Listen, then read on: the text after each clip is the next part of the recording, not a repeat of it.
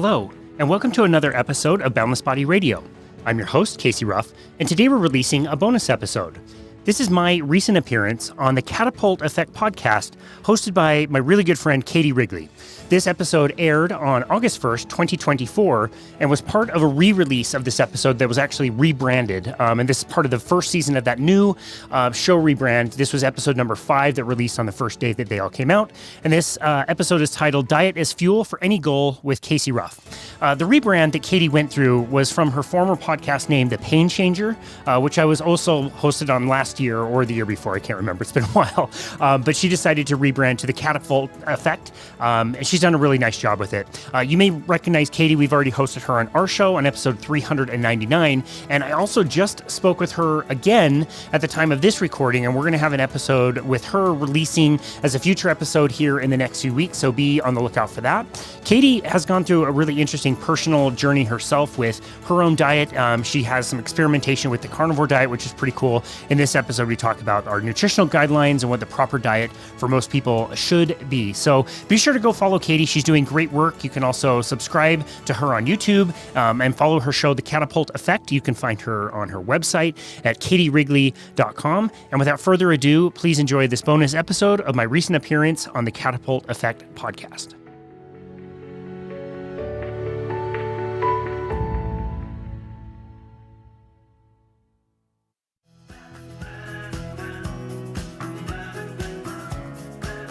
Welcome to the Catapult Effect, a podcast where professionals like you turn challenges into opportunities for extraordinary growth. If you're tired of struggling, feeling lost, and ready to catapult yourself into the best version of you, then you're in the right place. Here's your host, Katie Wrigley. Welcome to the Catapult Effect Podcast. And that was a mouthful for me to say for the first time.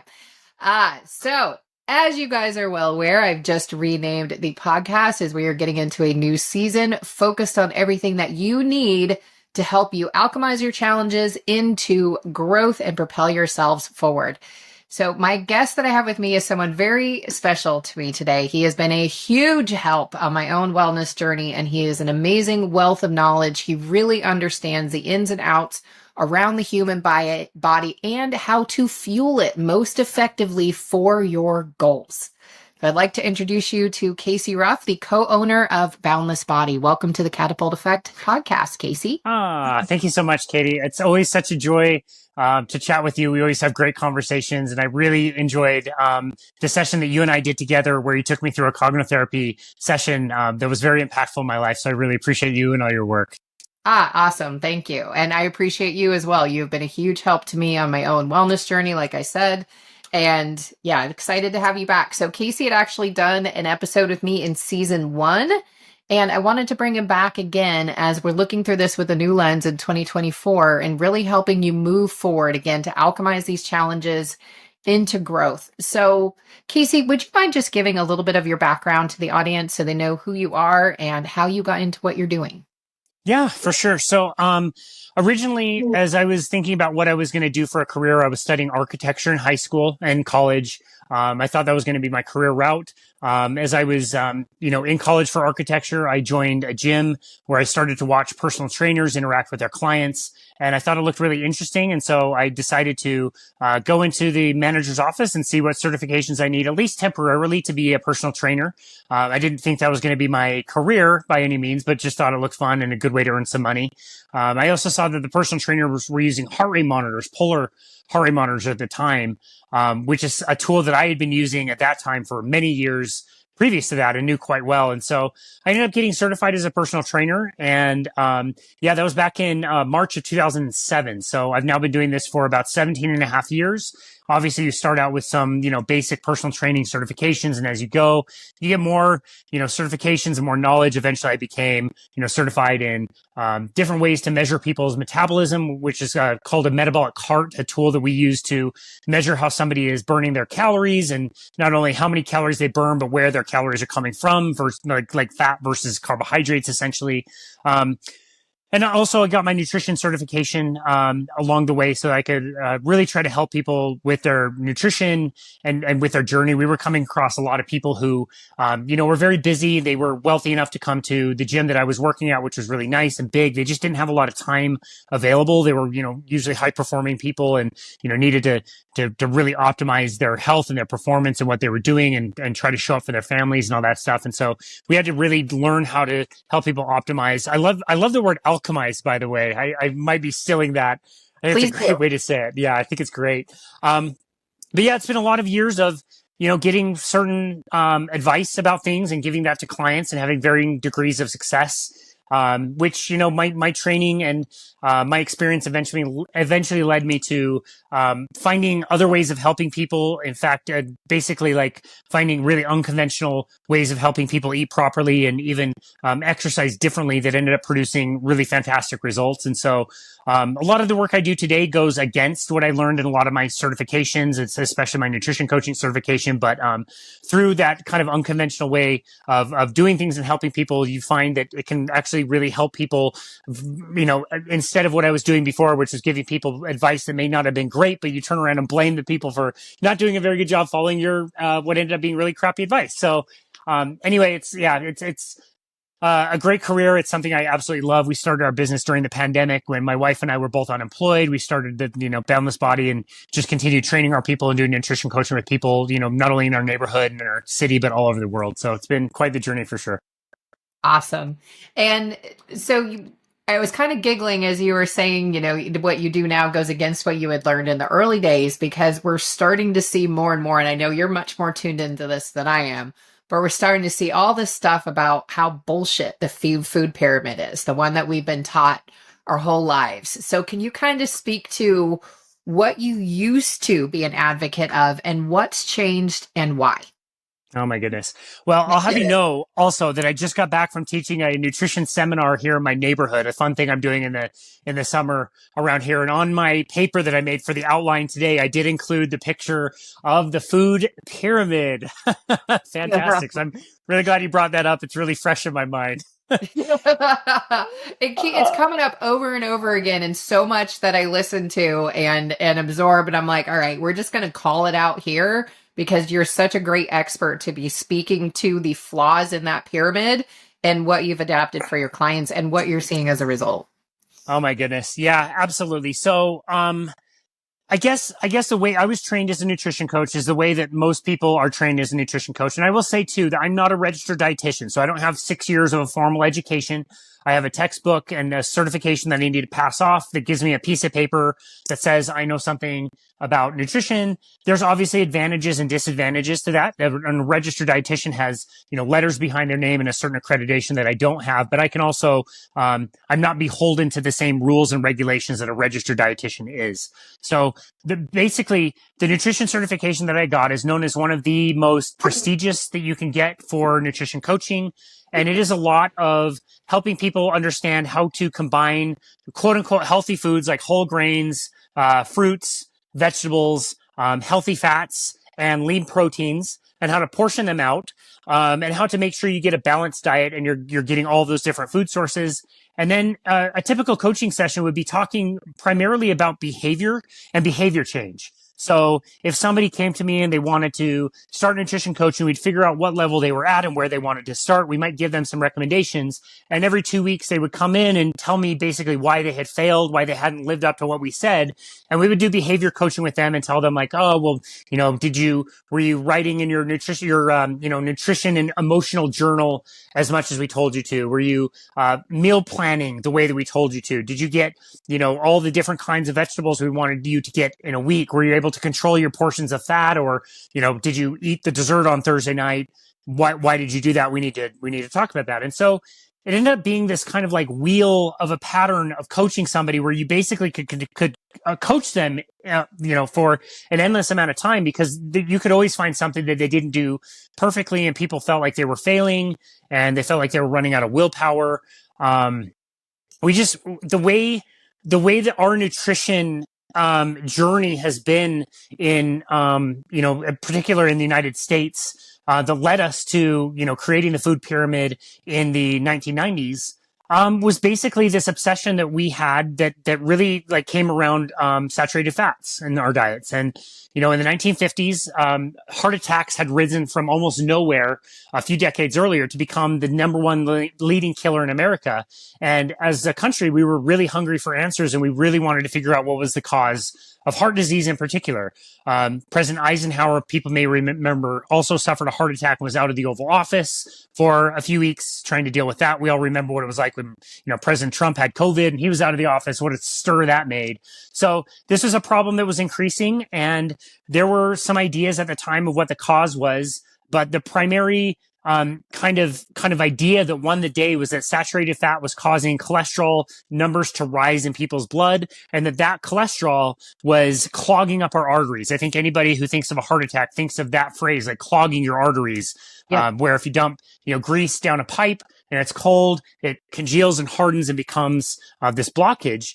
And, there were other ideas about heart disease at the time. There were viable options for maybe what the cause was. It could have been, that we were eating more carbohydrates and sugar. We were more stressed out at the time. We lived in cities more than we were living in rural areas. Stress was much higher. Obviously, smoking, we now know, is a huge cause of heart disease that was largely ignored at the time. But we really, again, got obsessed with whatever easy answer we could figure out and what we could chase as far as a cure for heart disease. And that became saturated fat. Ever since that happened, we had, whole kind of associations like the American Heart Association, which recommended replacing your saturated fats for polyunsaturated fats, which were vegetable oils, and eating more of that so that you could drop your cholesterol. Much later, the U.S. government got involved and started recommending a very similar guidance and followed the American Heart Association's recommendations. We all survived the low fat 80s and 90s and the snack wells generation and eating food that tasted terrible. And so they had to add more sugar back into it to make it taste palatable. And it brings us all the way to the 1990s when we came out with the food pyramid, where we were literally recommending that people consume 6 to 11 servings of bread, pasta, rice, potatoes, 3 to 4 servings each of fruits and vegetables every single day, and controlling things like saturated fat and meat and changing the meat that we were eating, namely eating more chicken and poultry and less of the red meat.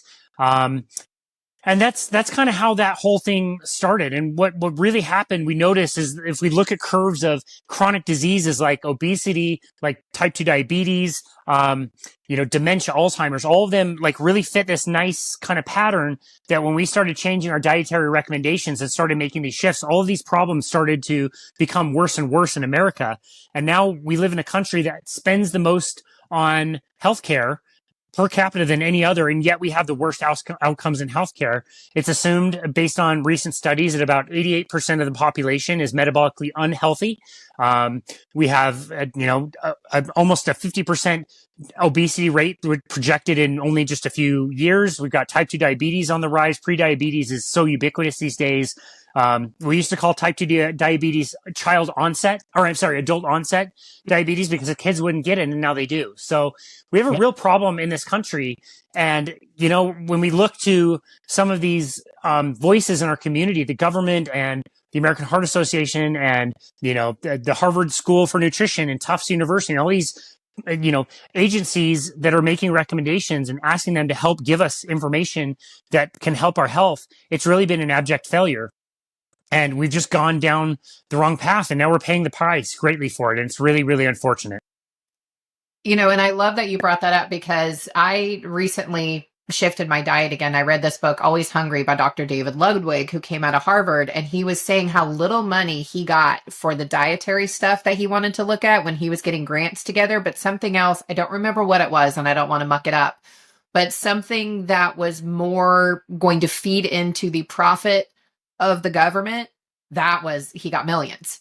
But the diet, he could barely scrape together anything for it. And so what are you recommending now? And I was kind of giggling as you said the food pyramid, because from the neck up, my brain loves carbs. It's from the neck down, my body hates it. My taste buds in my brain are like, oh, give me the flour, give me the sugar. But my body down is like, does not. And it took me almost 50 years to get that. I'm like, oh, okay. It's the neck up likes that shit. The neck down, where we need things to function, not so much. So what's changed? So for me in my kind of journey, we were using those metabolic carts to determine how somebody was using their calories. And we would typically work with people who wanted to lose weight. And we found that if we manipulated the diet, we could get somebody not only to burn more calories all the time in almost like a rested state where they weren't doing anything, but we could also help their bodies burn off their fat energy, which most of us have too much of anyway. We store it as an energy source, and it should be, yeah, right. We all want it gone. Get out of here. And that's why we store it. We have plenty of it. Even, the Tour de France just ended and these cyclists are emaciated and have hardly any body fat, but they can still live for several days without eating because they still have so much body fat on them. That's one of our fuel sources. The other fuel source is carbohydrates.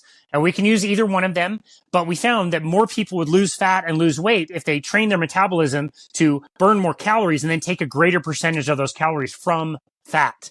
And we learned that if we ignored the kind of standard advice to eat lots of servings of carbohydrates and really focus the diet more on the proteins and fats and the natural ones that we always have consumed as humans, namely animal products like beef and ruminant animals that are a perfect combination of fats and proteins, that somebody could lose weight really quickly and their cholesterol might go up in the blood, but there was seemingly no other side effects that they had, and they weren't dying of heart disease, which was quite interesting at the time.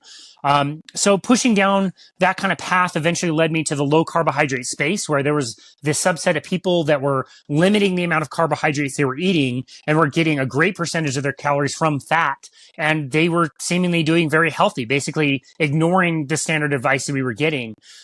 So chasing that down eventually led me to discover what we know is ketogenic diets. A very popular one is the keto diet, which is specific kind of recommendation around how much fat to consume, but more understanding the process of ketogenesis and how that works in the body, not necessarily learning that people need to, eat tremendous amounts of fat, but just that they should be in a metabolic space of burning fat, which then creates ketones in the body, which is an alternate fuel that the body really loves and appreciates. And that eventually led me to another subset of the population who were eating what is called a carnivore diet. And a carnivore diet is kind of what it sounds like, where basically people are not only eating a very low amount of carbohydrates, they're abstaining from carbohydrates altogether, which when you do that, you're abstaining from all plant foods. And the only thing you have left is animal foods. And so there were people out there really eating only the most forbidden foods, especially like red meat and fatty meat and lots of salt. And you see, I remember the first interview I ever heard where I heard somebody doing this, and his name is Dr. Sean Baker, and he was on the Joe Rogan podcast. I'm listening to this guy. He's in his 50s. The dude is jacked out of his mind. He's in really, really good shape. He's talking about how he's doing deadlifts and doing rowing competitions in his 50s and setting world records and PRs. And all he's doing is eating ribeyes for all of his meals. And he was saying things at the time like, I don't even really pay attention to my blood work that much. I just feel really great. And so I just am continuing to do this. I turned that episode off halfway through because I thought it was absolutely absurd. It wasn't until like last year that I went through and like re-listened to the whole episode. And this is after I like got certified through his company, ironically. Kind of weird, but yeah, I thought it sounded interesting and it was something I wanted to try. And so in April of 2019, I decided to do what a lot of people do, which is give it a 30-day trial. Basically, I didn't have a lot of carbohydrates in my diet, but I didn't know whether I was going to live or die if I eliminated vegetables, for example. What was I going to poop again if I didn't have fiber? Like what was going to happen to my cholesterol? Am I just going to drop dead of a heart attack? Yeah. And, I definitely like you, like my body likes the carbohydrates and craves the carbohydrates for sure. But I realized that when I abstained from them, it was my body that felt a lot better and aches and pains went away. I was able to lose a few pounds of fat. But it also was above the neck for me where my mental clarity was much better. The anxiety that I didn't think I had dropped out, and my ability to problem solve and deal with stress and, just appreciate things a lot more and be present a lot more really was quite surprising to me and really changed. And at the end of my 30-day experiment, I felt so good and it was so easy and simple to maintain that it's been now, that May 1st of 2019, I didn't change my diet. And now it's been about 5.5 years that I've eaten pretty much exclusively animals and not really eaten any measurable amount of fruits and vegetables and fiber. And I can tell you, I feel much better at age 40 than I did at age 30. I have boundless amounts of energy. I feel great. I have not gotten sniffles in 5 years. I've never gotten sick. Everything seems to feel really great. And so, it's ironic that doing the exact opposite of what people say to do has not only created what I would consider miracles in my life, but just a countless amount of stories and miracles in everybody's lives that I get to hear about every single day. It's absolutely joyful to be able to help people with this. And that's what I've been doing. So it's weird. That's awesome. Thank you for sharing that. So when you were first talking about how you first started to coach within the nutrition and fitness field, it sounded like there was a lot of effort and a lot of touch points. What has changed now that you focus more on the carnivore diet? What's changed in your coaching? Like, is it still that much effort, or does that look different too? Oh my goodness. Yeah, this is a great point. Yeah. Okay. So I'll give you an example. An example before would be you get somebody signed up for nutrition coaching. Again, the gym that I worked for was kind of a high pressure, high production, a lot of sales kind of environment. And so we were paid on commission. You're rewarded to sell a bunch of stuff, which is easy with nutrition coaching because, you can just get somebody every other week coming in. You come to the nutrition office, you might report on what you ate, or we review a tracker, and then we either have like a lesson that we'll go over, or we'll find things that you didn't do very well. We always made sure to have a box of Kleenexes in the nutrition office because it would become quite emotional with a lot of people. There was always something that you could find that somebody was not doing either correctly, they weren't doing enough, they were doing too much of. It was very hard. As much as we told people to prepare your meals, well, that takes a lot of hours on a weekend. And yeah, you might make good food that sounds good on Monday, but by Thursday, are you really going to eat the kale side salad and bag of soggy baby carrots that you set aside? Or does pizza sound pretty darn good at that point? You know what I mean? Yeah. So it was easy. It was great. You could keep somebody indefinitely on that rotating schedule. I would get paid a lot of money. I would see that person every other week, and you just find whatever thing you want to nitpick and say they didn't do well enough. And it wasn't on intention that we were telling people that they weren't doing it well enough, but that was the nature of it and what we were coached on. And again, it was just an endless ability to be able to do that. Now, when I work with somebody, we always offer a free 30-minute consultation. Somebody might walk away with that consultation with already 2 or 3 things that they can be working on by themselves. We don't sell packages where I keep somebody on a recurring schedule because I would have to cancel that package sometimes after 2 or 3 sessions, a few half-hour sessions where somebody might ask me some questions, be curious about different things like, hey, you said I could have as much salt as I wanted. I'm having a lot of salt. Am I going to die? Or, people ask about the fiber thing, or they might ask about, are they eating too much fat? But in a very short amount of time, people tell me like, yeah, I feel pretty good. I've already fixed a lot of the problems. I'm losing weight pretty effortlessly and I don't feel hungry anymore. So I'll just call you when I need you again. And inevitably I never get called. Like somebody might be completely sorted out after like 2 or 3 sessions. I might text them like a month or 2 later, like, yo, I haven't heard from you. Are you back at the ice cream parlor? Like, what's going on? Like, no, I'm just eating a lot of steak and I feel great. So thanks. I appreciate it. It's so different.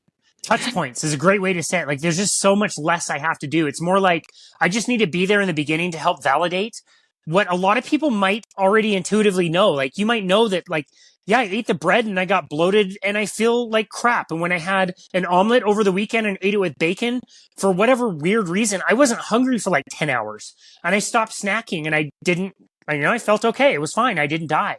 So a lot of times my work with coaching is not necessarily like, oh, you should do this, this, this, and this. It's more like you're, workshopping things and reassuring people and that kind of thing. And so, it's so different. It's so different. And I might make less money by coaching, less sessions, but I can tell you I sleep a lot better now than I did then when you're just not getting your clients any help. And now it's like you're getting everybody help. It's fantastic. It's such a better way. That's awesome. And so I think you've already kind of touched on it, but, and I want to also touch into the movement part of what you do as well, because diet and movement are 2 of the most critical keys to being able to raise our energy for anything that we're trying to do, whether we're working on something physically or whether we're working on something professionally, or whether you're like you, where your professionalism is in physical work. Those 2 are the most important keys that I've seen. You've got to have diet dialed in to be able to move as much as you need to. How important is it really, Casey, to have the diet that you need for your body? Great question. I don't even start talking about movement or exercise in the way that we think about exercise until somebody feels like they have the energy to be able to address that. Mm-hmm. So I think what a lot of people are experiencing is a feeling of burnout, of low energy, of staying up too late, and then the alarm clock rings and you wake up and you feel terrible. So what is the best way to feel great? You have a quick pick me up, something with some sugar in it, something with, a boost that gives you some energy, some short-term energy that then causes a crash. And you find that people are on this like up and down energy cycle every single day, needing to catch up on sleep on the weekends. Or I don't know if you know anybody who partied a little too much in their corporate careers, but that can sometimes happen. You might know somebody who dabbled. I may have done that a time or two. A time or two, maybe. I did too. Like that's what you get into, and you realize like this is a lack of energy. You don't have any energy, which is this weird thing because again, as humans, we are incredible animals at storing fat. We're really, really good at storing fat energy. So it's like I use this energy quite a bit where it's like if you saw, say, a tanker of gasoline on the freeway, and you could assume that the big tanks of gasoline in the tanks is unleaded gas, but the diesel tank that it's running on is actually a diesel fuel. It would be kind of funny to see that this diesel tanker with tons and tons and tons of fuel on board is off the side of the road because it ran out of diesel gas. Wouldn't it be cool if you had some type of hybrid engine that could then burn on the unleaded gas? It could burn that off. And now it's never going to run out of energy because it's got all the energy it needs. Yet that tanker of unleaded gas is completely out of energy because it ran out of diesel fuel. And that's what we do. When we eat carbohydrates in an unnatural way, in an artificial way, which is to say that we have carbohydrate energy available around us all the time, all year, 365 days out of the year, from the time we wake up to the time we go to bed. I mean, I'm talking like I spent time with my in-laws a few weeks ago, and these toddlers were waking up, and the first thing in their hand that I saw was Rice Krispie treats. Oh. And it's juice box and cookies and crackers and pasta and more cookies and fruit all day long. We just had never been in that kind of environment where that type of a food was available for us all the time. Carbohydrates come in a form that is the way a plant makes a food for us, and usually like a fruit or maybe some grains or some honey made by bees or whatever. But it's extremely seasonal in most places of the planet, and even very lush tropical areas. They don't just have lots of plants growing around for us to use them. Well, we have hybridized our fruits. We've made them much bigger. We figured out refrigeration. We figured out transportation. We've figured out storage. Most apples that you find at any store they've already been picked over a year ago by the time they're in the store for you to get them. And we're able to do that now. And that's saying, talking about like healthy, what we would call healthy things like fruits and vegetables. That's to say nothing about how we've refined sugar, shipped it all over the world, how we've taken grains, refined them as well, gotten rid of all the parts of these grain seeds, these grass seeds, and only preserved the white flour, which is completely nutrition devoid and acts the same way as sugar inside the body. And we've also introduced vegetable oils. So these are oils that are derived from seeds that go through this crazy chemical process that first created the first food of its kind called Crisco that made it into our food system, and now is one of the largest percentages of calories that we consume, which is vegetable oils, which come not one little drop from vegetables. No one little ounce of vegetable oil you've ever seen in your life has ever come from a vegetable. They come from seeds, and all of these things cause huge problems, especially in the quantities and the availability that they are in today. You can't hardly get away from any of these foods. And so when they're causing all these destructive health issues, the best thing that you can do is say like, look, I may need to abstain from some of these things and go get myself back on the normal human diet, which is eating a high amounts of proteins and fats. We need the protein to help rebuild our tissues. We need the fats to be able to use for energy. And those come in a perfect form when we're finding our food from animals and things like eggs and dairy products and, the cows and elk and all this stuff we always have eaten in through our evolution. And again, maybe have some kind of stepping away from all these other foods that are highly addicted, they're highly processed, and cause things like insulin resistance, which just creates tons of disease and makes you reliant on that energy. So we're going back to that energy source.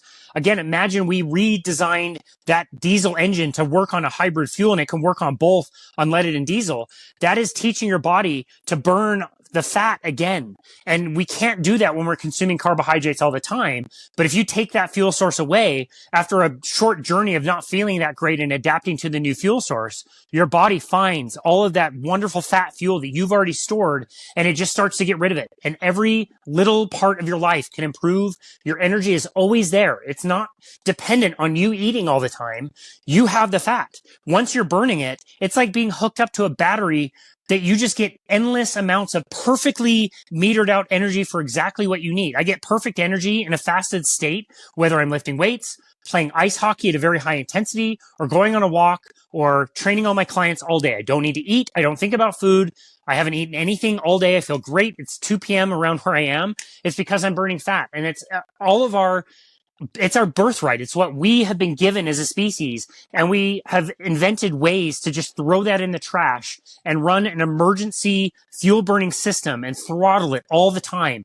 And we get tired and we get brain fog. And then we develop diabetes and dementia and Alzheimer's and get amputations. It's terrible. And heart disease. We never fixed the one thing the diet was supposed to fix is heart disease. It's the number one killer in America. It still kills more people. That was the one thing we tried to avoid. It's bananas. It's just so crazy.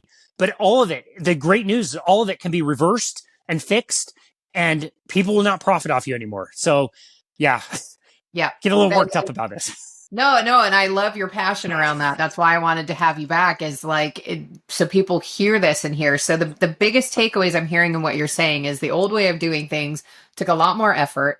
It was really easy to get burned out, and you didn't get the results that you wanted. Whereas you shift into more of a low carb model, whether with or without vegetables, depending on your belief system. And one of the thoughts that you'd introduced to me in the past that really helped me with this was, in order for us to live, something else has to die.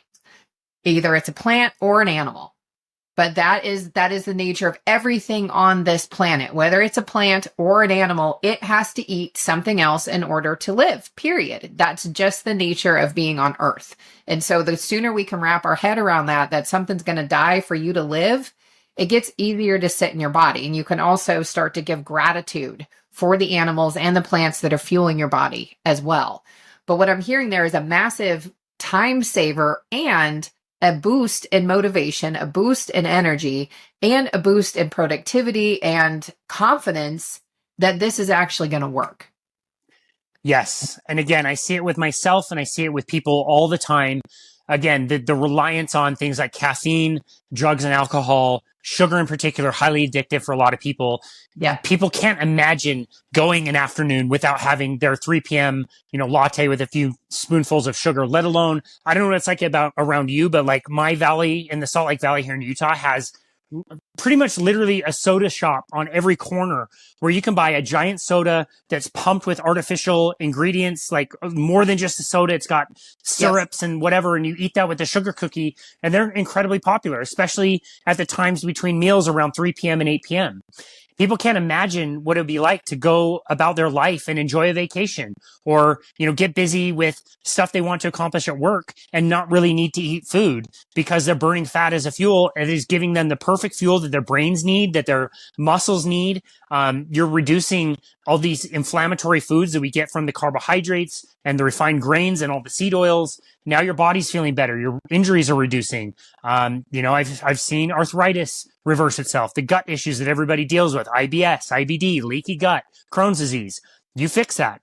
People realize that actually fiber may have been causing a lot more damage than it was actually causing to begin with. And a lot of people notice that if they drop their fiber down or fully eliminate their fiber, they actually digest their food way better. They're not wasting things that are just passing through our guts. You're using everything that you are consuming.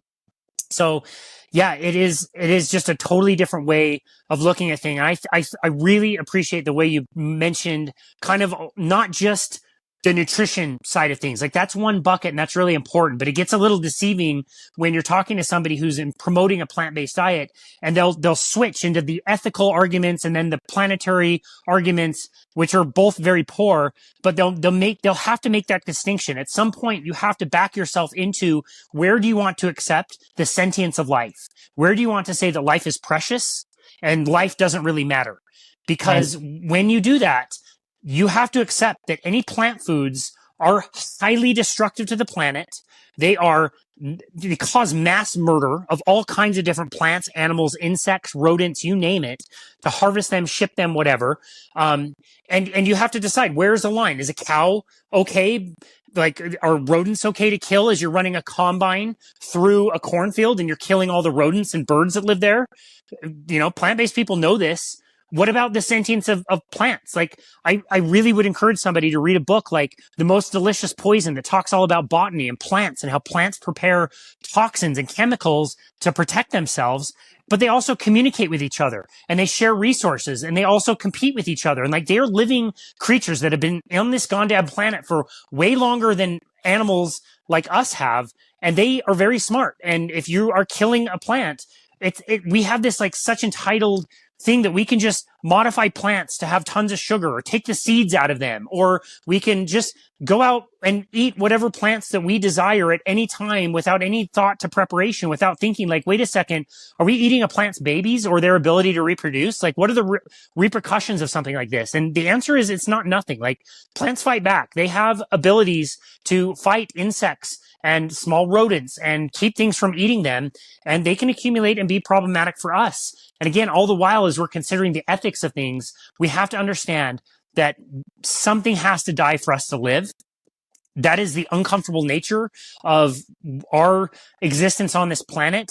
But once you accept that, I'll steal the words from a really great writer. Her name is Lierre Keith, who wrote a book called The Vegetarian Myth. She was vegan for 20 years to her own detriment. She completely wrecked her health. And she said the day she realized that truth, that something has to die for her to live, the line that she created to separate herself from what was sentient and what was non-sentient became a circle that included all of it. And she was able to walk that line and walk away from the idea that she just really did not want to harm any plants or animals at all. And so it's uncomfortable. It's not the best. I think it's really an ego thing that we think of, that we're so special and so smart that we can do whatever we like without having any repercussions on the environment or on other plants or the planet. And that's just not the case. And as soon as we realize that, the more we can be more grateful for our food, and whatever diet somebody wants to eat, they can consume it and understand that there were lives that were taken to be able to give us our food as well. Yeah, and I really like that we're going into this, because this is a big conundrum for a lot of people. And I just want to put it out there. Like, I'm actually doing modified carnivore right now, which means the bulk of my calories are coming from meat, which until I met with Casey a couple weeks ago, I didn't realize I was doing modified carnivore. And then I'm like, oh yeah, I kind of am. Went back to that because I went into that book from Dr. David Ludwig, loved it, really gave me a lot of the science, but the meal plan, I'm like, I don't have the time to do this. I'm a business owner. I'm getting my business into a sustainable format. I'm shifting a lot right now. I don't have the time. And I mean, I have the time, but I do not want to take my spare time on a weekend and spend half of a Sunday doing meal prep for the week. Because exactly like you said, by the time Thursday gets around, I'm not going to want the shit I made on Sunday. Right. But with carnivore, modified carnivore, like, I've got some ham and some little mozzarella balls that I got at Costco. So I've always got something. So if I'm hungry, I've got little things I can eat. I've got some nuts. With my body, I like to have some plants in the summer. In the winter, I'll probably go back to full carnivore because that actually feels really good for me. Cool. This was trial and error to find it. I am a huge animal lover. And a lot of people, when there isn't a face attached to it, we can tell ourselves there isn't consciousness. And I'm sorry, but you're lying to yourself. They have done study after study about how plants actually have consciousness. How would they work together and be stronger to go together if they did not have consciousness? That's right. It's just easier if there isn't a face attached to it. But there have been studies where if you're mean to plants, the plants will die. Yep. If you're nice to them, there's gardens that you can actually go to and talk to the plants, and the plants are all thriving because all these plant lovers come in and talk to them all the time. So the plants are friggin' gigantic because they're responding to all this love. And so if you're a vegan and you're hearing this, I hope you're thanking your plants as you're eating them, because you're probably also eating them alive because they're fresh and they haven't been cooked or anything else. So it's actually live. Your fruit is alive. Your lettuce is alive.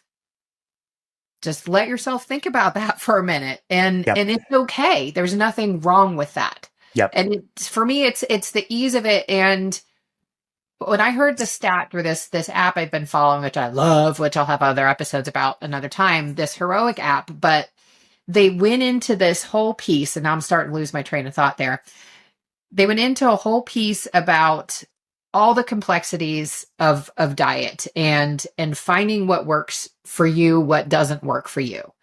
And what it really came down to that blew my mind was that 99% of diets fail. That was the stat that and he's even giggling as he's going over. He's like, I love it when my experts all contradict each other. And there's a whole bunch, you can have a whole bunch of data around the pros of veganism. You can have just as much data around the pros of carnivore. There's literally nothing overlapping in those two diets, but yet there's tons of data to support them. So find what works the best for your family. But that 99% failure rate, as soon as I heard that, I'm like, I'm going to go for the 1%. So what do I need to do to be able to sustain this over time? And it was fine. And you gave me great guidelines on that, Casey. So I eat roughly I don't remember what the macros come out to, but fat is the bulk of the calories, then protein, then carbs. So carbs are less than 100 grams of carbs a day, or whatever the measurement is in there. So it's pretty low. And I was training for the half marathon, and I was in carb load. I had the goo, I had all this stuff, and couldn't change in the middle of that because your body needs, 3 to 4 months to adapt to low carb, Casey? Yeah, if you're an athlete, it can take that long. So yeah, it's uncomfortable to change over when you're in the middle of the season for sure. Yeah, and even not being in the middle, it's uncomfortable. I'm just now starting to get my pace about 6 weeks into it. I'm starting to get back that pace that I was in before. So I'm like, yeah, my body's burning fat. But I've also been consciously teaching it. So there's ways to do that, staying in it's a whole other episode, but there's ways to do that. And I'm going to encourage you to reach out to Casey to learn how to train your body to burn fat versus taking up more time talking about it. But making that transition. So I thought I was going to lose a bunch of weight training for this half marathon. I maybe lost a pound or two.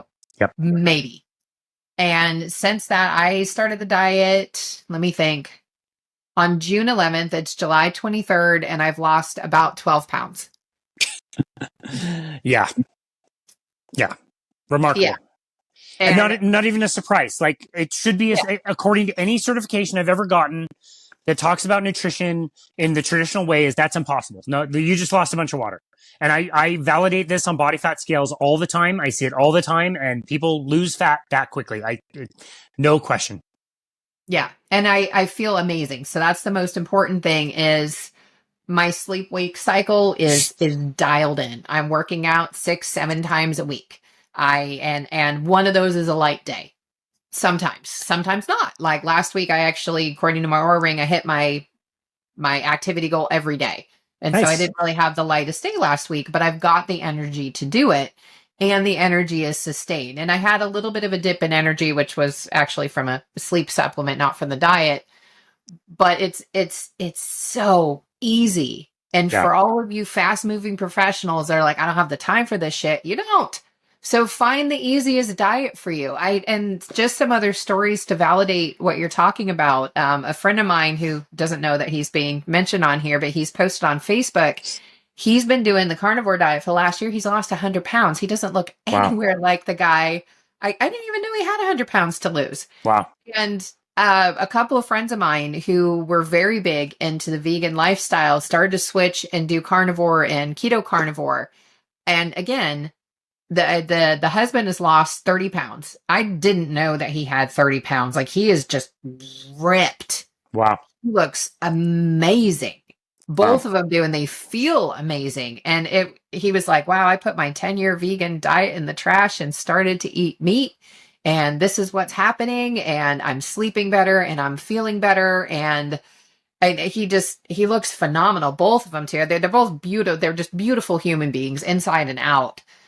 But they're just in these ripped bodies now. I'm just like, who are you? Like, go you. You look amazing. Like, wow. It's incredible. Yep. Yeah, that's amazing. And again, I hear stories like that every day. Somebody might be hearing this for the first time and thinking like, what are you talking about? That makes no sense whatsoever. They're not eating any vegetables. How are they not, again, dying, or how are they feeling so good just eating one thing? And it's like, I'm not surprised at all. And in fact, one of my favorite examples, I talk about this all the time, Katie.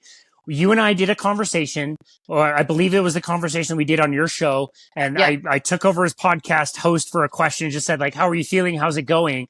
You listed off probably 10 different benefits of all these things you noticed. We ended the conversation. We got off. It was maybe 5 or 6 minutes later. And afterwards you go, shit, I forgot to say I lost all this weight. Like I completely forgot. Do you remember that? Yeah, I do. I was like, oh man, I didn't even tell him about the weight loss part. And it was like 10 pounds or something that had dropped. It was a lot. It was a lot in a short amount of time. And like what way of eating, and I won't call it a diet, but like what way of eating is that? That's the thing that you forgot about. There's all these other things that you want to talk about. You forgot that you just lost this insane amount of fat in no time. Like, yeah, it's the only way you could do that. And I couldn't agree more with what you are. I think this is really important. What you're saying about, again, people that are already busy, they are already at the limit. Let's give them a bunch of meal plans and recipes and all this stuff. And like, for as much as I love cookbooks, I've got a few behind me, with recipes and fancy stuff. Like, that is not my day. My day is training my clients, having conversations like this, editing my own podcast, which we do 3 and sometimes 4 days a week. It's spending time with my wife. It's going paddleboarding and cycling and playing hockey, all the things that I love to do. That's the main part of my life. And like, as much as I spent so many years saying like, I love food, I love shopping for food, I love trying different ingredients, and maybe I did at the time. What I love now is to have the minimum effective food ready to go for me that I can just eat and is absolutely delicious. So right off the bat, when you're eating proteins and fats, you maybe for the first time will become satiated. Satiation is not the same as fullness. You can have a salad with some chicken. You'll stop eating that salad with chicken maybe in a while because you'll be full, right? Like, all right, I'm good on food. I don't need any more. 2 hours, 3 hours later, you might be famished for food, very, very, very hungry because you were not satiated. You were full. Satiation means I might have like the final bite of a ribeye that is delicious, was so good, so good, so good. I've got one bite to go and I bring it up to my mouth and I cannot make myself take a bite, and it goes to one of my dogs. And it's like, that is true satiation. And once you achieve satiation, now you can go a very, very long time without feeling hunger. But again, without hunger, you don't need to be eating. You're in a state where the body is using the fuel that you just ate, the fats and proteins, and then it learns how to burn the fat that's already there. So right off the bat, I might be eating once or maybe twice a day, where I was eating 3 meals plus 3 snacks plus a few desserts every single day. The energy and time to do that is vastly different. And then again, like when we think about recipes, we think about, what's our side, what ingredients go into the main dish, how we're going to make it taste a certain way. Once you change your way of eating, your taste buds really change. A very common dinner for me is steak, salt, and I either cook it in a sous vide or I put it in a special like oven that heats up to 1500 degrees and chars both sides within 90 seconds. And I don't eat it with any sauce. If there's a sauce I use, it's butter. And I melt butter and this fatty cut of meat. It is so rich and delicious and yummy on its own. You don't need a side dish. You don't need other seasonings. You don't need to make it a big deal. That's a meal. Another meal that I really love is called scrambled eggs, and the ingredients are eggs. You take eggs and you crack them and you scramble them and you put them in a pan and you move them around, and in 20 minutes you have this really indulgent recipe called scrambled eggs, ingredient eggs. You know what I mean? Like, it's just so easy. Like when you were saying like Costco has mozzarella cheese and ham, or you could have deli meat and cheese rolled up or whatever. Like there's so many really simple options.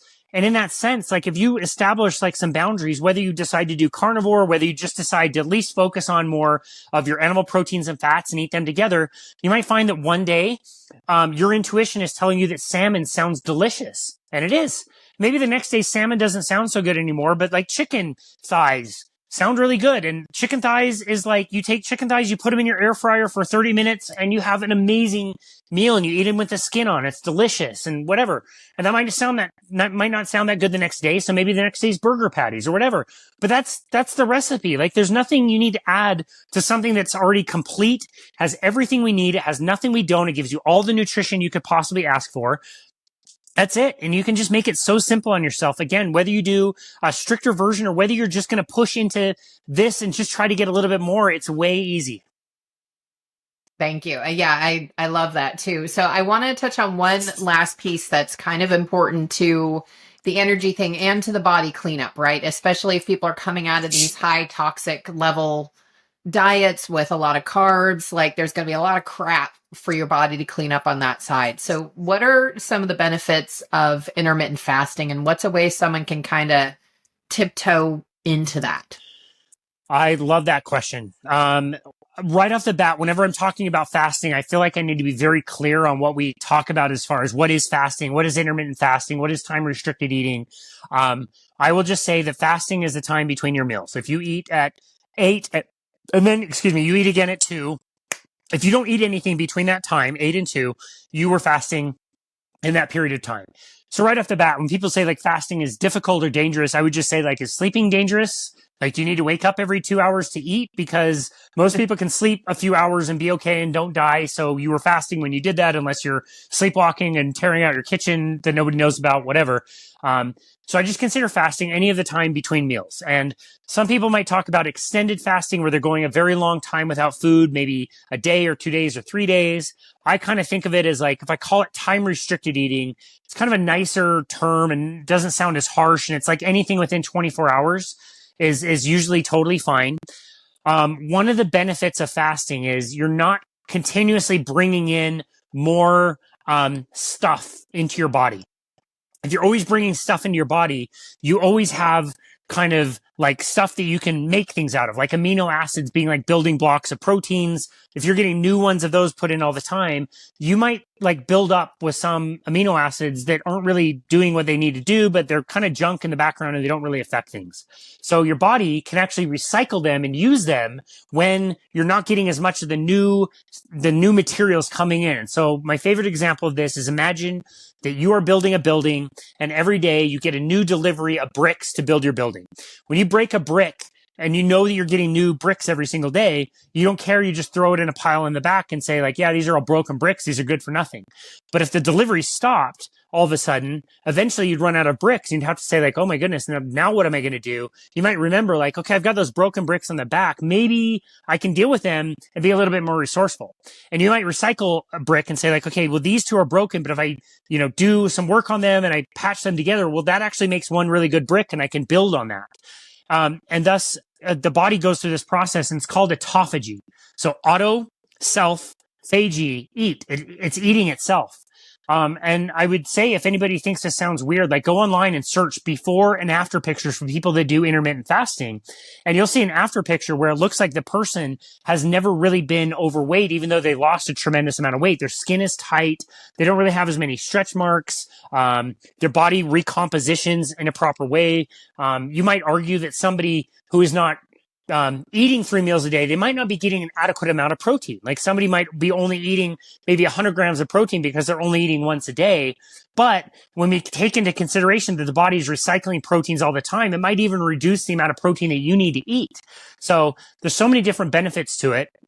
The autophagy is one of my favorite benefits to it. So somebody might be thinking like, yeah, I do want to clean stuff out. That would be your body's innate way to be able to do that. I've heard a lot of stories of things being left in people after surgery that eventually like kind of disintegrated and dissolved because the body is recycling things. I've lots of evidence with things like cancer. It might sound a little bit controversial, but a main primary fuel source for cancer is glucose. So already, if you're not eating a lot of glucose, I've heard tons of stories of people's tumors shrinking and then being, cut out with surgery and not needing chemotherapy or radiation. Again, that might sound a little controversial, but it's being done. People are doing it. So there is, anecdote of people experiencing that.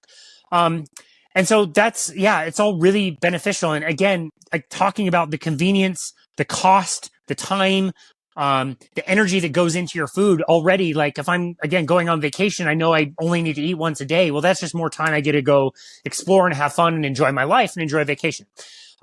You asked how to step into it. And I would say the best way to step into it is, as we recommended before, again, whether you decide you want to try a carnivore diet fully, strictly or not, you could start by getting more proteins and fats in the diet and just start with that rather than think, about how every diet thinks and wants you to think is like restriction. You can't eat any of these foods. Like, why don't you embrace foods that are absolutely delicious? You've been told have been bad for you for so long. Like, Have the eggs and cook them in butter. That's really good. Have the bacon with your omelet and have an avocado if you want. It's delicious. Like, have the steak and salt it properly and just eat it the way that it is. Like, it's really, really good. You can do that. You're not going to die. You can try for your next meal and just, don't have the rest of the stuff, but focus on the proteins and fats. You will be so full that fasting is the natural reaction. It's what happens afterwards. And all of a sudden you might notice that you're going like these weird amounts of time without eating. And you're not doing it on purpose. You're not forcing it, but you might have an omelet for breakfast and eat until you're really full. And it might be 2 or 3, or you may get hungry and then like you get busy and you're not hungry anymore. Like, it passes over time. You can try any of those things. And as long as you're pushing out, your meal timing more and more and more and more, you're not going to die. The body's burning the fat that it already has. It's using that as the energy source. You're less reliant on the food. Intermittent fasting is now, in my opinion, like a gold standard for something that's going to give somebody really great health. It's going to burn off excessive amounts of glucose in the body. It's going to burn body fat. It's going to provide energy to all the tissues in the body that need it, including the brain, the heart, and all the other organs that we have. And the thing that I noticed when I go back to what I was doing before in my career, when I was measuring metabolism, how many calories can somebody eat? If you deliberately deprive your body and eat less calories, your body will react. It will slow its metabolism down to match the new lower number of calories that you're burning, and you're going to burn less calories. It's what happened to every Biggest Loser contestant that ever did the show. They studied this. If you do the opposite, where you just start fasting, you're naturally not eating as much, but your body is then burning its fat from fuel. You might be eating less, but your body actually increases its metabolic rate. People start fasting and they don't feel cold or depleted or with cravings. They feel warm and energetic and like, wow, this is amazing. Or they'll be really frustrated that they wake up at 3 a.m. and they can't go back to sleep. And they'll be like, oh, my sleep sucks now. And it's like, really? Does your sleep suck? Or did you wake up at 3 with tons of energy and now you don't need a nap and you were super productive during the day after 6 hours of sleep? And they're like, oh yeah, it was kind of the latter one. You know what I mean? Like, yeah. It's the best. You're just using your own body's resources to run the battery, and it uses them up quite well. It's phenomenal. That's my gold standard thing that I think works the best for everybody. But the catch is, if you're eating lots of carbohydrates, you're having your blood sugar fluctuate up and down and up and down and up and down all day. You don't have the ability to fast without being an ogre or a troll. You know what I mean? Like, you're going to be a terrible human. You're going to be hangry. You're going to be pissy at your coworkers. Like, don't even try it. Focus on the fats and proteins, eat them until you're fully satiated, and then see how long you can go without feeling hungry again. And that is true intermittent fasting. That is awesome. That's actually a great note to wrap. I was going to say, like, what advice would you want to leave the audience with? But I think you just gave them absolutely amazing advice. So for anybody who wants to tune in their diet, give yourself patience and grace. It's July right now. So maybe you want to aim for summer next year, but also start getting interested in feeling better now. It's not just how you're going to look in the future. Have an immediate goal, because your future self isn't going to buy it for a while. So you want to be feeling better. So have that be your primary motivation to start to make these changes. And like Casey said, the protein and fat, just start adding more in and have those before you have the carbohydrate, and then see how much of the carbohydrate you actually want after that. I love it. Yeah, that's great advice. Thank you. Just learning from you, Casey. So where can people find you? And we'll make sure that we have all the important links in the show notes as well, so that anybody who wants to do a consultation with you can reach out and book with you. I highly recommend that you do that. It is 30 minutes of your time. Casey will give you an amazing advice. He made it so much easier for me. Like, I wasn't even giving myself credit for what I had done right. Like, I hop on the phone with him and I'm like, well, I did blah, blah, blah, blah, blah, blah. And I've lost 8 pounds and da, da, da, da, da, da, da. What do I need to do differently? And he's like, well, first of all, whatever you're doing is working. I'm like, oh, that didn't even occur to me. You don't need me for anything. It sounds like you're doing pretty darn good. Well, you had already taught me before. So, I mean, and that's, again, it's much to your point that it was super, super easy to go back into this. I'm like, I immediately went back to when we had talked at the beginning of, when was that? It must have been in 2022, I think was the last time we had. But so 2 years later, I still kept your advice with me. And I was able to, I don't even remember. But I mean, it's been well over a year, probably 2 years since we had those initial conversations. It's like, all right. And so I just started tracking macros because that felt doable. in my schedule, whereas all the meal prep, that did not. But the macros, then I found an app. It's literally called Stupid Simple Macros. Like I get no buy-in to try it, and it is stupid simple. They make it so easy to do. Love it. Then you put your fasting window in, your water, and you just look. And so I can check real quick. So my 12 pounds of weight loss has been with stuff that shouldn't work. Let me just take this really quick. So, all right. So I typically have 64.4% of my calories are fat, 20.2% is protein, and 15.4% is carbs. And I've lost 12 pounds and I turned 50 in October. That's epic. I love it. Oh, and my hair is getting thicker too. Yeah. Oh, Yep. yeah. Oh, yeah. By the way. Yeah. Yeah. So, and it's been falling out for years. I had not, I'm laughing now because of all the things that I've tried. I never thought, let me try go low carb diet to see if my hair starts growing in again. And surprise. It's incredible. Yeah. It's incredible. So, yeah. Yeah. So, that's amazing. They find you, Casey. Yeah. Well, Katie, like I said, it's such a pleasure to chat with you.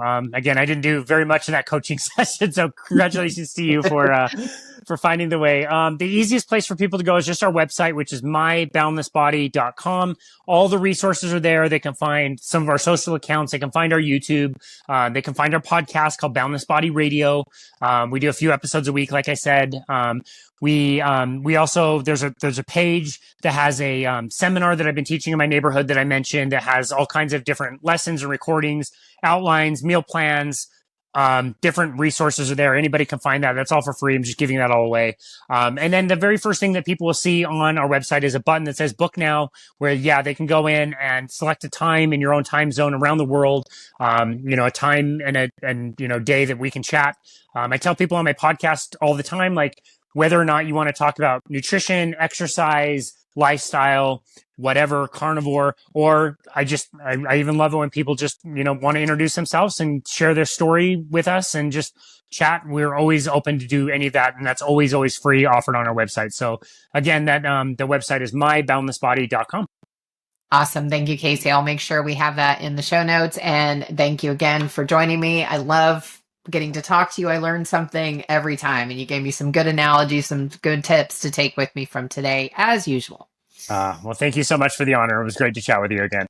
Awesome. And thank you, listeners, for joining us, and viewers, if you're watching this on YouTube, and we will see you soon. Take care until then.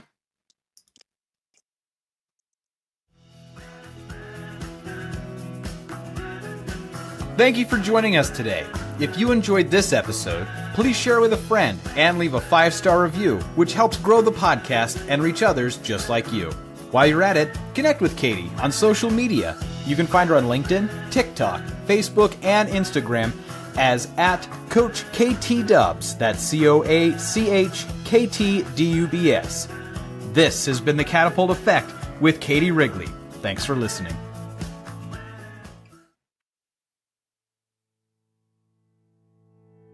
Thank you again so much for listening to this bonus episode with my recent appearance on the Catapult Effect Podcast with my good friend, Katie Wrigley. Like I said, she's doing great work. Her podcast is awesome and discusses all kinds of different topics relating especially to mental health. So as we said in the introduction, be sure to go follow her. You can find all of her social media if you just go to her website, which is katiewrigley.com. There you'll find her Instagram and her YouTube. You'll find the podcast. All of it will be there. So the easiest resource is just to go to her website. As always, if you haven't already, please leave us a rating and review on Apple or Spotify or wherever it is out there that you are listening to the podcast. Either way, we're so grateful for you, the listener. And just know, I say it all the time, but just know that you can always book a complimentary 30-minute appointment with us so that we can chat about your goals. And if nothing else, just get to know you and where you're from and get to know your story a little bit. So either way, you can find all of that on our website at myboundlessbody.com. And thank you, as always, so very much for listening to and supporting Boundless Body Radio.